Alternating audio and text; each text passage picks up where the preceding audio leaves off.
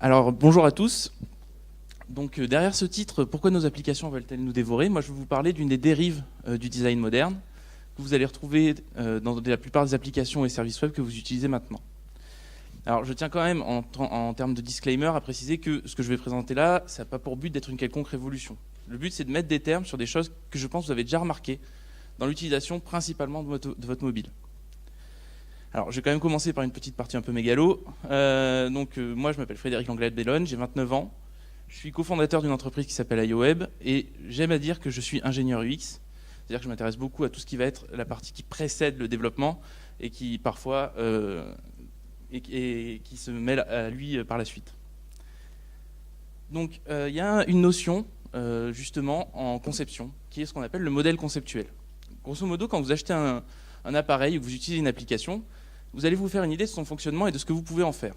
Et de son côté, le designer, la personne qui a conçu cette application ou ce système, a une autre idée de ce qu'il a fait. Il a une idée de son apparence, du fonctionnel, etc. Quand ce modèle conceptuel est le même chez vous et chez le designer, c'est plutôt bon signe. Ça veut dire que le designer a bien réussi à faire passer quelque chose dans ce qu'il a fait. Quand il diffère, par contre, on arrive à un problème, c'est que vous allez assumer des choses de la part de l'application ou du produit qui vous vend qu'elle ne sait pas faire, et à long terme, ça peut vous poser problème. Donc, moi, ce que j'ai fait pour préparer cette présentation, c'est que j'ai cherché un premier point d'accroche. Et au début, je suis allé un peu sur Internet, voir un peu ce qu'on avait comme photos de mobile pour faire de l'illustration. J'ai trouvé des stocks photos, comme vous pouvez voir à droite, et j'ai trouvé les photos officielles de chaque appareil, et je me suis rendu compte d'un truc. Donc là, vous en avez deux qui sont particulièrement pas originales. Et ce que j'ai remarqué, c'est que jamais, sur aucune photo que vous aurez pour présenter un produit ou des stocks photos pour montrer quelqu'un qui utilise un téléphone, on ne vous montrera jamais aucune notification.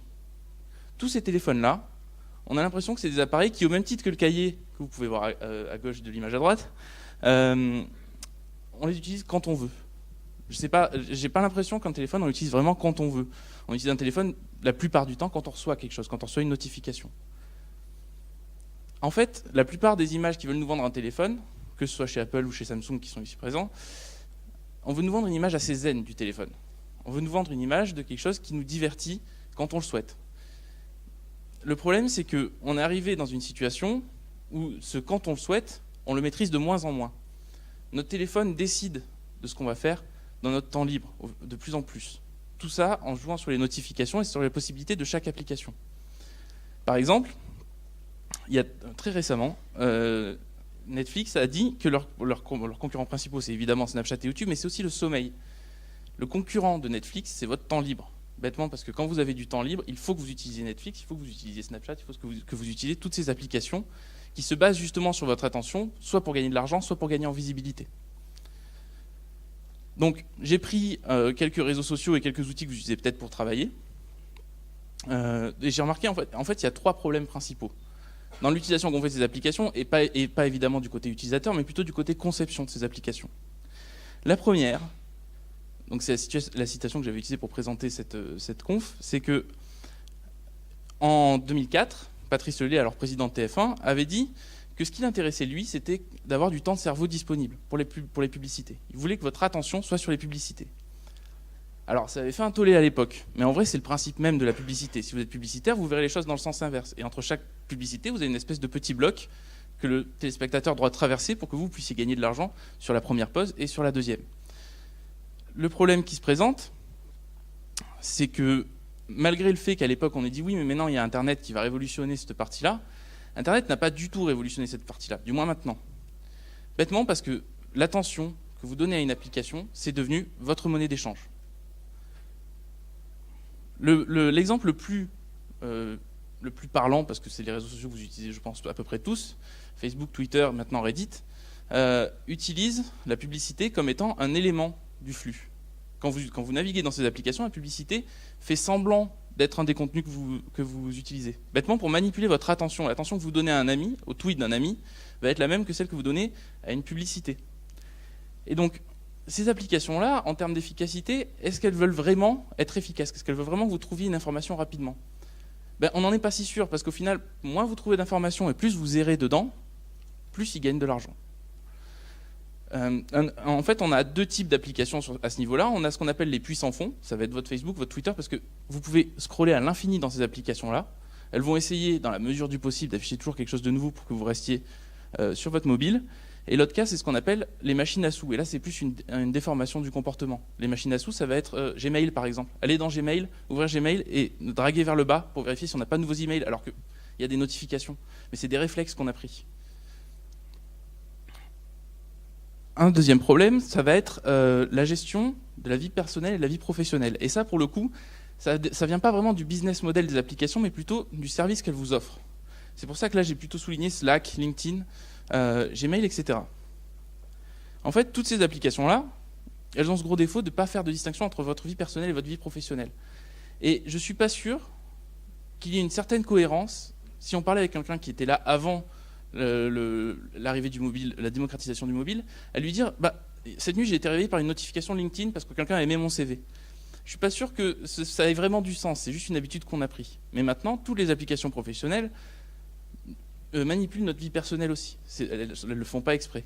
Et dans l'autre sens, quand je fais une présentation comme celle-ci, alors heureusement c'est pas ma machine, mais je peux recevoir des notifications personnelles. Et malgré le fait qu'il y ait des modes ne pas déranger, des choses comme ça, j'ai quand même un stress sur le fait que je puisse recevoir la liste de courses que je dois acheter avant de rentrer chez moi ce midi.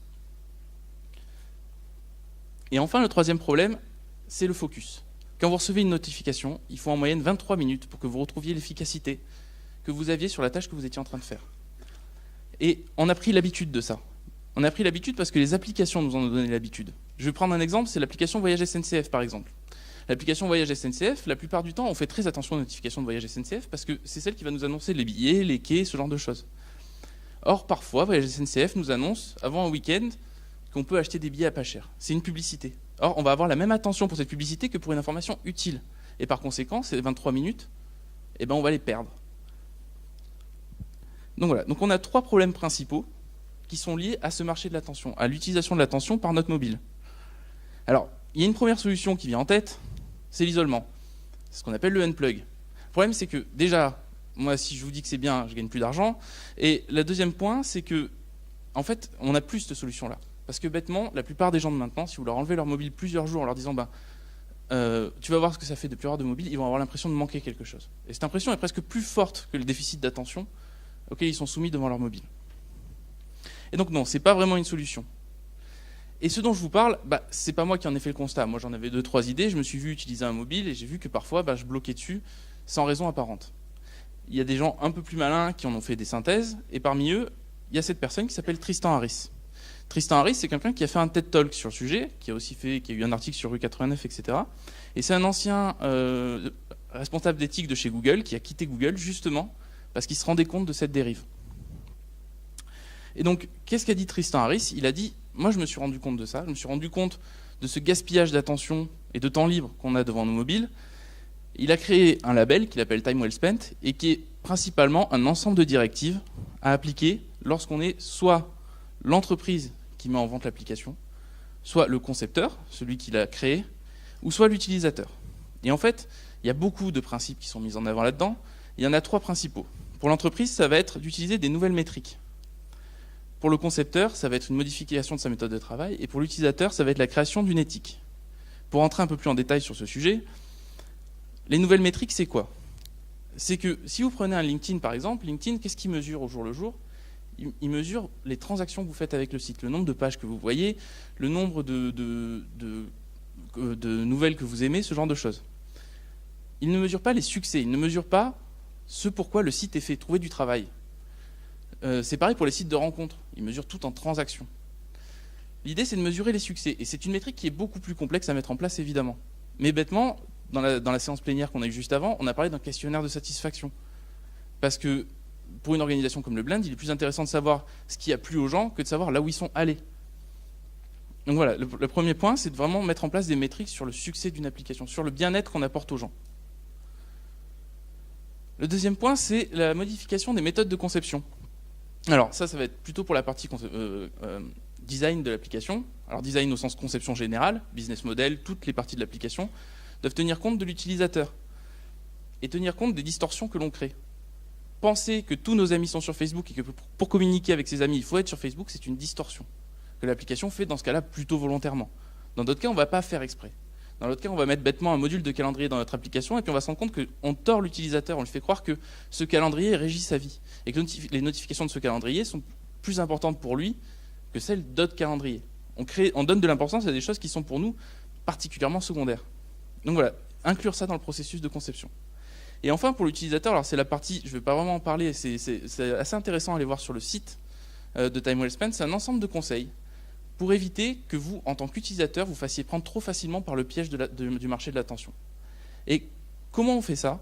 On fait ça avec des astuces très simples. Alors malheureusement, le site est très orienté iPhone, mais simplement dire que quand on veut prendre une photo avec son téléphone, c'est utiliser directement l'appareil photo qui est sur l'écran de verrouillage, c'est un bon point, parce qu'on ne va pas être distrait par le téléphone. Mettre toutes les applications dites toxiques, celles qui manipulent votre attention, en deuxième page pour qu'en première page, il n'y ait que des applications dites utiles, c'est un autre plan auquel il faut faire attention. Tous ces éléments-là sont sur le site. Et pour le coup, ça peut être intéressant parce que ce dont Tristan Harris est conscient, c'est que ce n'est pas un mouvement qui doit venir des designers, c'est un mouvement qui doit venir d'abord des utilisateurs. De la même façon qu'on crée un label dans le commerce équitable ou autre, sur la base des utilisateurs. Et donc, le mouvement doit aller dans les deux sens. Pour conclure, pour donner un aspect un peu plus pratique à ces choses-là, dans le design thinking, on a quelque chose qu'on appelle le double diamant. Le double diamant, c'est une façon d'analyser à la fois un problème et ses solutions. Et comment on fait? On a ce qu'on appelle le processus de divergence. Dans les deux cas, il y en a un pour le problème, un pour la solution, qui sont ici découvrir et développer. Et on a une convergence, c'est-à-dire on a trouvé plein de problèmes, maintenant on va en prendre un principal, un qui résume les choses, c'est définir, et distribuer, c'est quand on a trouvé une solution. Et en fait, on peut très facilement, quand on développe une solution, se poser la question, se dire, mais est-ce que ma solution va entraîner des distorsions chez l'utilisateur? Est-ce que ça va avoir une conséquence sur la vie de l'utilisateur quand il ne m'utilise pas, quand il n'a pas besoin de moi? Mais surtout, l'autre point qui peut être intéressant et qui a une utilisation beaucoup plus à court terme, qui peut être utile dès maintenant, c'est quand un client arrive et qu'il nous dit un problème, qui dit que les utilisateurs ne restent pas souvent sur son application. Je pense qu'il vous est peut-être, enfin moi il m'est arrivé plusieurs fois d'installer une application puis de la supprimer parce qu'elle était beaucoup trop addictive et que je me suis rendu compte que le temps que je passais dessus, au final, m'apportait absolument rien. C'était vraiment un mécanisme cérébral d'autosatisfaction. Ça peut être ça aussi. C'est-à-dire si vous avez un client qui dit mais mes utilisateurs ne restent pas, vérifiez ça. Vérifiez qu'il n'affiche pas une notification toutes les 15 minutes, ce genre de choses. C'est une des applications possibles de ce domaine-là. Alors il y en a beaucoup, mais c'est un domaine qui avance lentement parce qu'évidemment, il n'y a pas tout le monde qui travaille là-dessus. Mais voilà, je vous invite quand même à vous poser ces questions-là sur les prochains projets sur lesquels vous travaillerez. Et voilà. Et donc je vous remercie de votre attention.